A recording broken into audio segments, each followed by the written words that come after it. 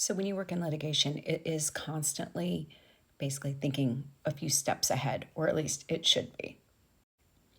And I know that sometimes my clients are probably like, what do you do all day? I do a lot of this. Because I have to decide which course of action to take. And sometimes if I take one course of action, it's going to lead to this and it's going to lead to that. So you think maybe this is the route to take, but inadvertently it may cause this. So that may not be the best way. So I've got to think about what they would do. What's the defense attorney going to do when I do this? And thankfully, I used to be a defense attorney, so that's a little bit easier for me to do. Case in point, there is a case where you have to have a panel of physicians, list of doctors, and there's an argument to be made that it's not valid due to one of the providers.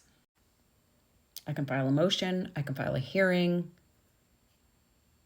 I can file what's called a WC-14 request for mediation and see if we can get some agreement because the other attorney is just not responding.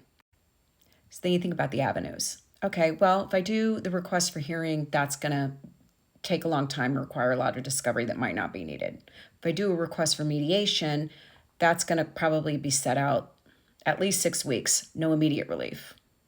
I could file a motion.